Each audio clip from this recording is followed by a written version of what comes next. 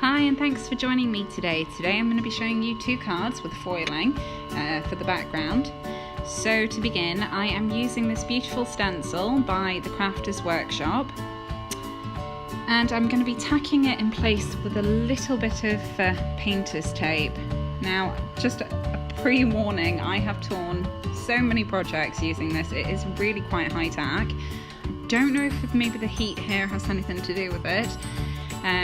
But yeah, just be really careful when you're removing it from your project. So I am using some Deco Foil transfer gel. This gel has been in my craft stash for about a year, possibly even a year and a half, and I've used it on tons of different projects, so a little bit really does go a long way. Now I'm just applying it with my palette knife here. You can use anything that you have on hand. I mean, even an old gift card would work, but just being really careful to make sure that I get into all those nooks and crannies so that when I foil it, it will, all the areas that I need covered will be covered. So I'm just removing the excess now because you only need quite a thin layer, and I'm peeling off the stencil. Now, while this gel is wet, it will be white. When the gel is dry, it goes translucent. But you need to make sure that you clean up your stencils and tools and workplace as fast as possible, because when this stuff sets, it's like concrete, you can't move it. So just to protect your goods, make sure, just soap and water, it will wash off absolutely fine. Now I'm saying here leave it overnight to dry. I left mine for about 2 hours. Again, being in the Middle East, it's a lot hotter here, so things do tend to dry a bit faster. As I said, it goes translucent, so you can see here the entire panel is now translucent, which means it's ready to be used. Now I'm using a Heidi swap minc machine here. Absolutely love this, and I have it on a heat setting of 3. So I'm using Deco Foil, silver Deco Foil, and I'm just sandwiching up my panel. So you place in your panel, put in your foil with the shiny side facing upwards, and I've put in a piece of scrap paper as a shim, and then I'm just running it through my machine, and once it's finished I just sort of give it a bit of a waft to make sure it's cooled down enough, and gently peel it off. And I just love this. I could sit there peeling off foil constantly all day long. I just love the results that you get. They're so clean and perfect. Now, I am keeping this panel because this is what I'm going to be using for my bonus card. So it's pretty much 2 for 1. Now, what I'm going to be doing here is I needed a space to put my sentiment, and I'm using the Simon Says Stamp Stained Glass Love. I adore this set. I know they do this one, I think they do another one for Christmas. I haven't got that one yet. I definitely want to get my hands on that. I just love it. I find it so versatile. I love the fact you can colour in the letters or leave them plain if you choose to. I just think it's so much fun, and I have visions in my head of using this Stained Glass Love on a acetate card. I think it would be so much fun. So I'm just using a misty tool here. Now, I have said it over and over again, you do not need to use a misty tool for this. Absolutely not necessary. I unfortunately cannot see straight, so I need the grid lines to help me line things up. So I'm just popping it in my misty, and I'm going to be stamping this with Versamark ink.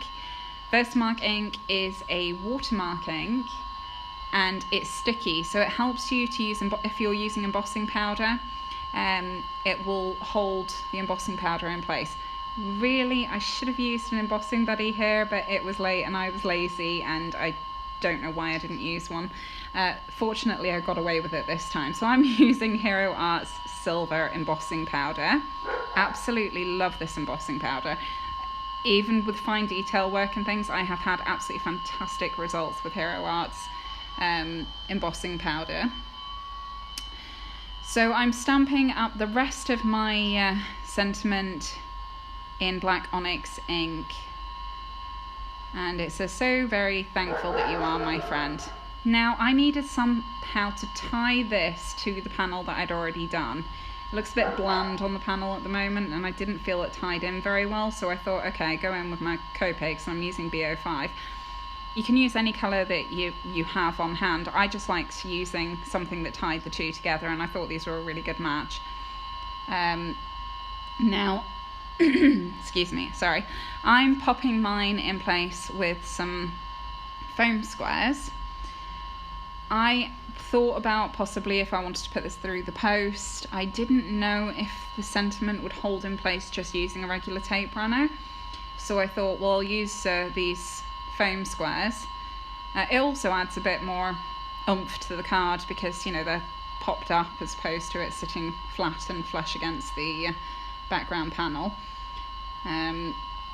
So that's why I use them. I mean, I should probably try posting something to myself on a foil background using a tape runner just to see if it's possible, but it's kind of difficult to get to the post office. Anyways,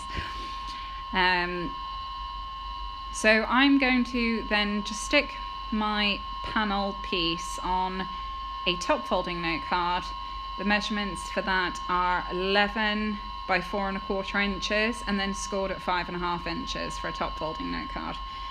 And that's the first card done. Now for the second card, I am using these peel and stick deco foil toner sheets. The entire thing is covered in toner and the back is sticky. So you can use it for intricate dies, you could use it for all sorts of things. It's absolutely great. I'm using it as a whole background piece today because I wanted to make a second card basically using my leftovers. So I'm just lining that up and sandwiching it up, run it through my MISTI, and here I've peeled off the last of that plastic sheet from the foil. Now the results are not absolutely perfect. I could have probably run it through twice and I think it would have been better, but it doesn't matter because the tone is exposed, and I'm going to be putting it through now with some pink foil. So again, sandwiched it up, run it through my minc machine at heat number 3, and I peeled it off, and you really can't see those blemishes that much anymore.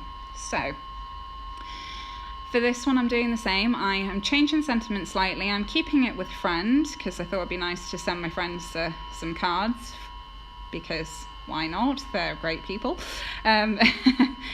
So again, I'm just lining it up. I'm so sorry I'm off camera here. I get so carried away with what I'm doing that I don't actually check what my camera is doing above me. So I'm really sorry. I need to work on my camera skills to get a lot better at them. Anyways, I'm lining it up in my MISTI with the friend sentiment. I'm stamping it in Versamark ink again, and using the silver embossing powder by Hero Arts, and then using my heat gun to set it in place. And this is where I changed out the sentiment on it, as you can see. Now my sentiment here I'm stamping again in black onyx VersaFine ink. Love this ink. I believe it's a pigment ink, but it dries a lot faster than normal pigment inks, and this is what I use for pretty much all of my sentiments. So anyways, it says always here for you, friend. Now I'm again colouring the hearts in pink just to tie the front and the back together, and using them foam squares again. This time I only put them on the edges. I didn't put any on the centre. Sorry, you can hear my sugar gliders in the background squeaking. I didn't put any on the centre, which I kind of regret. But and this is where I made a mistake. So I peeled off the toner paper, went to line it up, didn't line it up very well, and because this is such a super sticky toner paper, I had to peel it off, and I ended up sort of grazing the front a little bit, unfortunately, and you can see it if you look really carefully at the top. So just be really careful when you're lining it up. But anyways, I want to say thank you for stopping by and checking out this video. All information about this card is on my blog, so please check that out, and I look forward to uploading another video to you next week. Till then, take care. Bye.